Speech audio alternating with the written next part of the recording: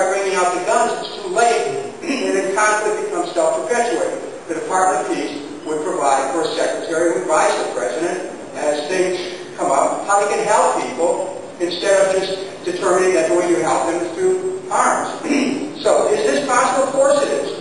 I mean, it's a question of whether or not we recognize that the amount of money that we're spending right now, $700 billion a year, just for the Pentagon, and in addition to that, trillions of dollars over a period of time for wars. We tried war. It's not working. Let's try peace, but it's not the peace of the grave, it's the peace of life. It's the peace that causes people to feel their own potential for having a different kind of life. You don't deal with domestic violence when somebody's in a hospital. Then the judicial system has to deal with that. But if we're going to create a society that's less violent, then we have to teach people to respect each other. And school's a great time to do it. And you do it not in a preachy way, but in a practical way. So that's the genesis of the Department of Peace. Right now, the military is one of the only viable options for employment and security for many in the working class. How can we expect these Americans to support legislation to cut military spending unless we do something to provide living wage jobs as an alternative? The other catastrophe that America has experienced is unemployment. If you look at 14 million unemployed, another 12 million underemployed, plus people working part-time at minimum wage with no benefits, you have a tragedy in America where people's lives are being wrecked by the fact that the economy is excluding more and more people. And why is this happening?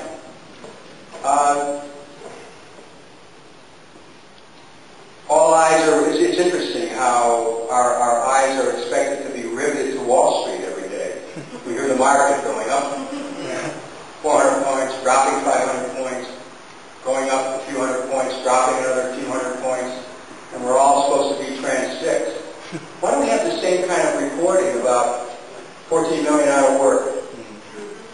About the fact that communities are basically being destroyed by unemployment? About the fact that millions are losing their homes because people can't pay the mortgages? About the fact that people lose their jobs and lose their health care? About the fact that people's retirement security is being wrecked? Why has that not reached the level of attention that the media's fascination with the stock market forces us to have to look upon? Franklin Roosevelt in 1932 understood that America had to take a different direction. And so he created a New Deal, which rebuilt America, which created jobs for people of every age, which rebuilt America's roads, bridges, water system, sewer system, which helped fund great artworks that were done across this country, which helped rebuild the civilian conservation core forests and parks. We have to summon this old vision and reshape it into a new vision of an America where there are jobs for all. Wall Street believes that a certain amount of unemployment is necessary for the proper functioning of the economy. But that's easy for those economists to say they have jobs. But for those people who don't have jobs, unemployment is a curse. Unemployment destroys initiative. Unemployment destroys hopes. Unemployment destroys families. And it destroys communities. It's destroying this country. So here's what we can do. Concrete, practical suggestions. We have over $2 trillion of infrastructure that needs repair.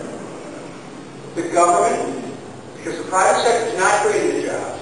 One of the reasons why we have 14 million unemployed, most of those jobs were lost because the private sector downsized, offshored the jobs, moved them out of the country with trade agreements that were about a race to the bottom with low wages, no benefits, no right to organize. We must, in this country, say we're going to rebuild America, we're going to prime the pump of the economy, yes, we're going to spend money.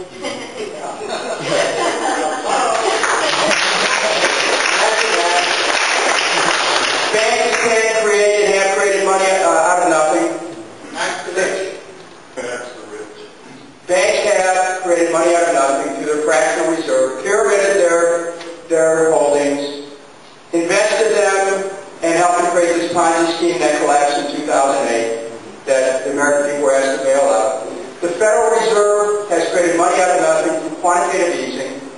give the money to banks, which banks then park at the Federal Reserve and gain interest. Corporations are holding on to their money right now. They're not hiring people. They're flush with cash, many of the big corporations. And so this is the time when government has a moral responsibility to respond. And that means a full-fledged infrastructure program to put millions of people back to work. Now, people will say, how are you going to pay for it? Washington wants to know. They don't ask that about war. They never ask that about war. They don't ask that about military buildup. They find the money. As a matter of fact, in this crooked budget deal that was cut, what has happened is the wars in Iraq and Afghanistan are exempt from any caps on spending. Do you hear me? Yeah. Do you think they have any idea or willingness to end these wars from Washington? No. But here's how you pay for it. The government invests in America. It spends the money into circulation. Now people say, well, how can we do that? That's an inherent power. Look at the Constitution, which I always have a copy of.